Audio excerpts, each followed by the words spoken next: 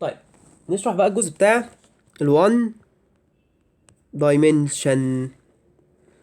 طيب سمي الله. اول حاجه يا شباب، تخيل معايا ان انا يبقى معايا الموجه في بدايه رحلتها تبقى عامله كده. هنا ده كده الواي وده كده الاكس اكسس. اذا انا عندي هنا الواي فانكشن في الاكس، يبقى اذا الواي بتساوي اف اوف اكس. الاكس اندبندنت، كل ما انا هغير فيه هتلاقي الواي اتغيرت.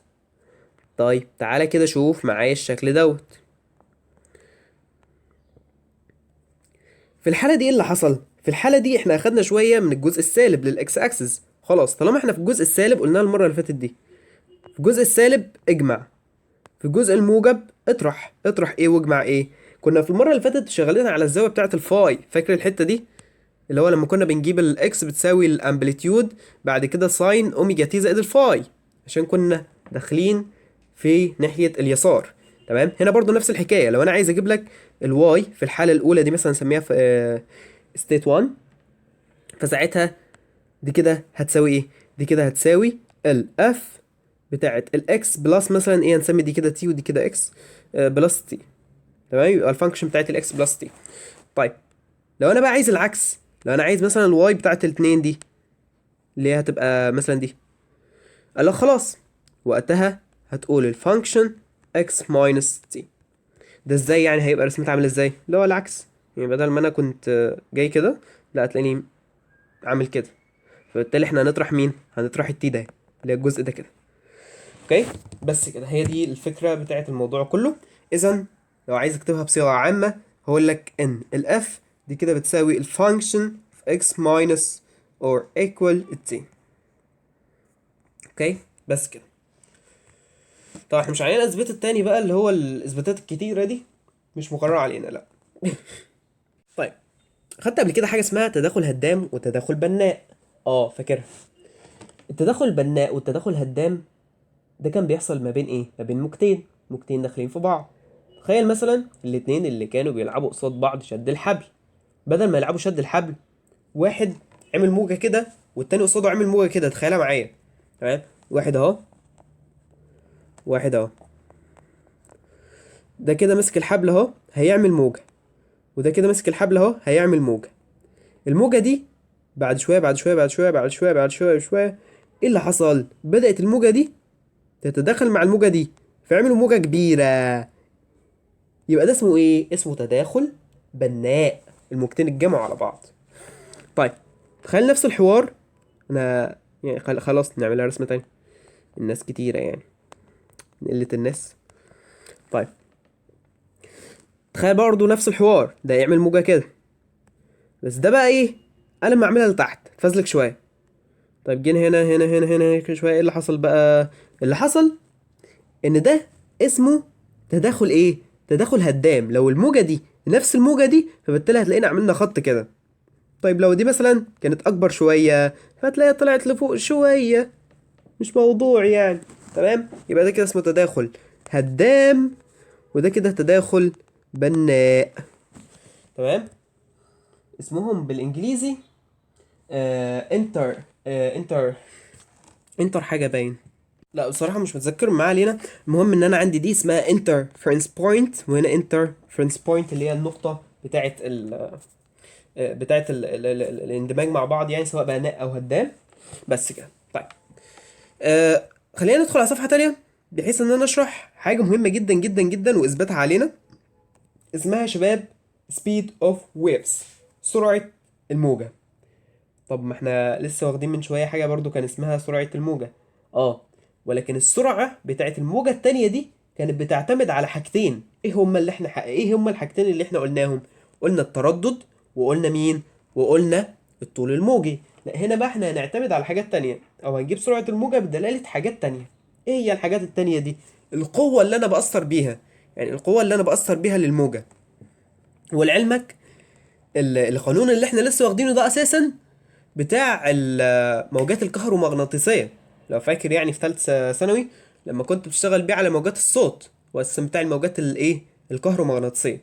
لكن القانون اللي احنا هناخده ده بتاع الترانسفيرس ويفز، اللي هي الموجات اللي انا بأثر بيها بقوة اساسا. تمام.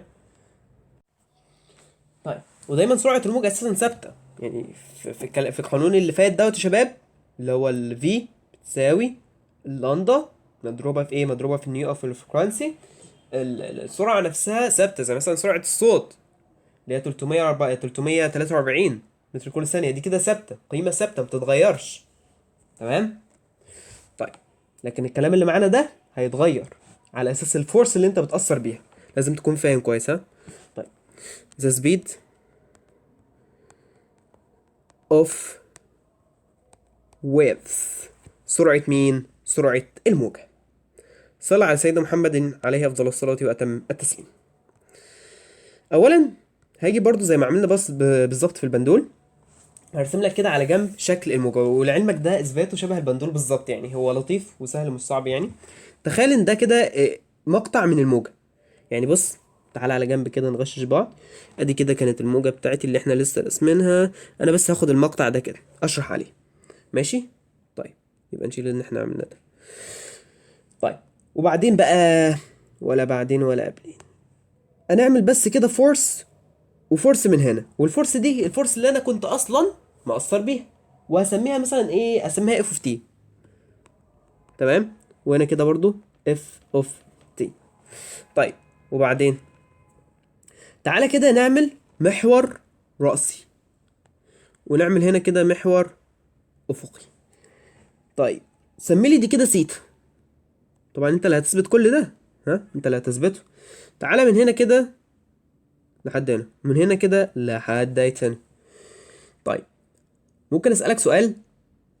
ايه علاقة السيتا دي، السيتا اللي احنا رسمينها دي، باللي هنا واللي هنا؟ هتقولي هي جت ازاي يا معلم؟ اعمل كده خط افقي. شايف دي ودي ايه علاقتهم ببعض؟ متممتين. دي ودي، دي ودي ايه علاقتهم ببعض؟ متممتين. طيب، هات كده حرف زد. حرف زد اهو، حرف زد، حرف زد، حرف زد. جت معاك ولا ما جتش؟ جت. انت ما زلت مش متخيل الموضوع، صح؟ طيب، تعالى احنا بقى ايه، هي على فكرة نسبة تقريبية يعني، عشان تكون ايه، حاطط في بالك الموضوع ده. نثبتها بطريقة تانية عشان الناس ما فهمتش. دلوقتي دي كده 90 درجة، يبقى دي ايه؟ 90 ناقص سيتا. طيب، مش دي كده 90 ناقص سيتا؟ ماشي. تعالى كده قول لي دي كده بكام يعني. بص، احنا هنعتبر ان دي كده كلها 90 درجة. طيب، دي كده 90 ناقص سيتا، يبقى دي كده سيتا. طيب، هات كده حرف زد هنا. هي هيها ولا مش هي هيها؟ بس. تمام. فانا بقول لك ايه، هي نسب تقريبيه، عامله زي الحته اللي هو بتاعت مين؟ بتاعت الالاستيك. احنا بنقول لك تقريبا هي ايه؟ تقريبا هي لينير عشان نعرف نشتغل عليها. يقول لك انا مش عارف اشتغل عليها اصلا. تمام. بس كده. طيب، تعالى بقى، احنا كنا بنعمل ايه؟ ماشي. طيب، تعالى كده نفرض الطول بتاع دوت زي ما فرضنا بالظبط في البندول. هنفرض ان الطول اللي هنا دوت اسمه ار، هم عايزينه ار. تمام. طيب، ناقص لي ايه بقى؟ ناقص لي ايه؟ تعالى كده نحلل الاف اوف تي دي زي ما عملنا بالظبط في البندول. هحللها هنا هتبقى كوزاين، هحللها هنا تبقى كوزاين، مش عايزها. هحللها لتحت، لتحت اللي هو رأسيا دوت، هتبقى ايه؟ هتبقى اف اوف تي ساين ايه. الاف اوف تي دي هتيجي هنا بالساين، والاف اوف تي دي هتيجي هنا برضو ايه؟ بالساين. طيب، ما الاف اوف تي واف تي هما الاتنين متساويتان. خلاص، جميل خالص. يبقى اقدر اقول لك هنا ان المحصلة بتاعتهم عبارة عن 2 اف اوف تي ساين الثيتا. الله ينور عليك. طيب، الاتنين اف اوف تي ساين الثيتا دي بتساوي ايه؟ اقدر اقول لك ان انا هعمل هنا اهو فورس عكسيه اسمها اف، وليكن مثلا ان احنا نسميها اف اوف واي لانها هنا في المحور بتاع الواي. يبقى الاف اوف واي دي بتساوي 2 اف تي ساين الثيتا. طيب، تعالى كده نكتبها على جنب، وبعد كده اقول لك الاف اوف واي دي ممكن تساوي ايه. وطبعا احنا عارفين يا شباب ان الاف اوف واي دي اكيد اكيد يعني مش هتجيبها من دماغك زي الاف اوف اكس اللي عملناها في البندول، عباره عن الام في عجله. الله اعلم بقى الام في العجله دول هيبقوا عباره عن ايه. ماشي. ماشي. طيب، يبقى الاف اوف واي اهي السيجما اف اوف واي دي كده هتساوي 2 اف تي ساين الثيتا. طيب، الاف اوف واي دي احنا هنشيلها وهنحط مكانها، هو تقريبا مسميها اف اوف ار في الكتاب بس ما علينا من المسميات يعني. احنا هنشيلها ونحط مكانها الام في الاي. تمام. طيب، تعالى كده على جنب، نجيبها الاول لوحدها في جنب يعني. السيجما اف اوف واي دي كده هتساوي الام في الاي. طيب الام هنا هتساوي ايه؟ ما هو مفيش ام في الجنب التاني عشان نطيرهم مع بعض. قال لك خلاص تعالى كده على جنب ناخد الام دي ونفكها. قال لك الام دي هتساوي ميو، ميو ده كده ثابت، تمام؟ ميو مضروب في الدلتا اس. طيب مين بقى الدلتا اس دي؟ احنا نسينا نرسمها على الرسمه اصلا. قال لك ان الدلتا اس هو طول القوس اللي هنا دوت. طيب ده كده الدلتا اس. طيب هو الدلتا اس ده كده بيساوي ايه؟ عبارة عن ايه بقى؟ عبارة عن الار في 2 سيتا اللي هي الزاوية اللي قصادها، نفس الحتة بتاعت مين؟ البندول. يبقى اذا هنا اقدر اقول لك ان الكلام ده كده هيساوي الميو ثابت مضروب في ايه بقى؟ مضروب في الاتنين سيتا ار. ومن هنا انا اصلا كنت عايز اجيب السيتا دي عشان اطيرها مع الساين سيتا، اقول بقى ان هم متخربطين والكلام اللي انت عارفه ده. طيب وبعدين لسه لي الاكسلريشن ما عملتش فيها حاجه، اللي هي مين؟ اللي هي العجله. قال لك العجله دي عباره عن ايه؟ تعالى كده نكتبها على جنب. العجله عباره عن في سكوير على الار، تمام؟ يعني دي حاجه بتكون عارفها، يعني الفي سكوير دي اللي هي سرعه الموجه على الار اللي هو الطول بتاع مين؟ الطول اللي احنا راسمينه دوت، تمام؟ طيب يبقى الايه بتساوي في سكوير على الار. تعرف بقى تدمج لي الكلام اللي احنا قلناه ده اللي هو الام مع الايه؟ اعرف. تعالى كده نعملها هنا. يبقى اذا الام في الايه اللي هو يبقى عباره عن الميو مضروبه في الاتنين مضروبه في السيتا مضروبه في الار مضروبه في الفي سكوير على الار. الكلام ده كله بيساوي 2 اف اوف تي ساين السيتا. طيب تعالى كده نشوف ساين اوف سيتا هتروح مع السيتا، تقريبا هم شبه بعض لانهم قليلين برضه، يبقى زي حته البندول. الار هتروح مع الار، تمام؟ طيب 2 هتروح مع الاتنين، جميل خالص. اتبقى لي هنا ايه بقى؟ اتبقى لي هنا ان الفي سكوير دي كده هتساوي اف اوف تي على الميو. ومن هنا بقى هيجي القانون بتاعي اللي احنا عارفينه ان هو الفي دي كده بتساوي رود اف اوف تي على مين؟ على الميو. تمام كده احنا فهمنا ايه معنى القانون ده. انا الحمد لله نسيت بس اوضح حاجه. ايه هي الميو؟ الميو هي عباره عن حاصل قسمه الام على الدلتا اس. يعني الميو كده لو هنكتبها في جنب، الميو دي عباره عن الام على الدلتا اس. يبقى عباره عن الكتله بالنسبه لوحده الاطوال، اسمها كده كيلو جرام لكل متر، او بالنسبه لوحده الاطوال يعني. مش شباب؟ لان دي انت اللي بتجيبها في السؤال. يبقى ده كده الاثبات بتاعك لو حد عايز ينقله، تمام؟ موجود اهو على الشاشه.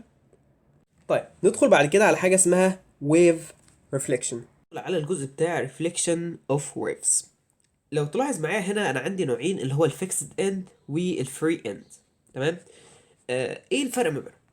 دلوقتي انا عندي في الفيكسد اند زي ما انت شايف كده، اللي حصل ان الموجه انعكست بزاويه فيس 180 درجه. يعني ايه؟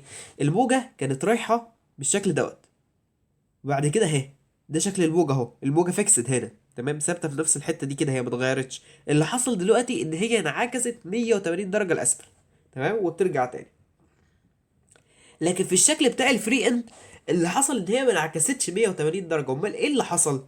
اللي حصل، كل اللي حصل ان الموجة دلوقتي كانت ماشية كده، بعد كده الحبل هنا ده كان مربوط كده زي التراس، ولكن هو ارتفع. يعني الحبل نفسه هو فري فارتفع. يعني اللي اتغير دلوقتي هو الموضع بتاع اتزان مين؟ بتاع اتزان الحبل على الحاجه اللي هي الفيكسد، اللي احنا مثبتين فيها الحبل، تمام؟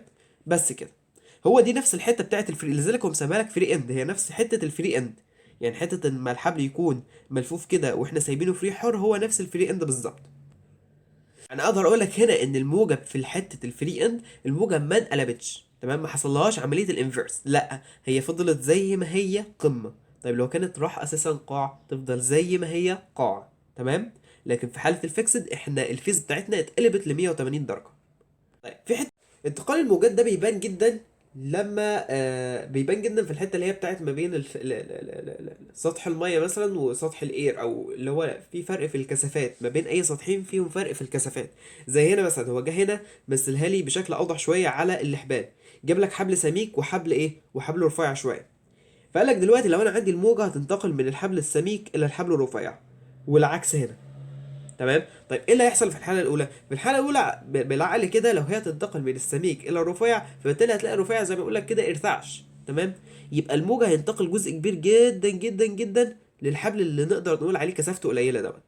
تمام. طيب وايه اللي هيحصل للجزء التاني من الموجه؟ الجزء التاني من الموجه هيحصل له عمليه ريفليكشن، يعني يحصل انعكاس للموجه. طيب هل الانعكاس ده اكبر، ولا الموجه اللي هي هتنكسر، اللي هي هتنتقل يعني، هتكون اكبر؟ لا طبعا الانتقال بتاع الموجة هيكون اعلى من الموجة المنعكسة. انما هنا هيكون العكس.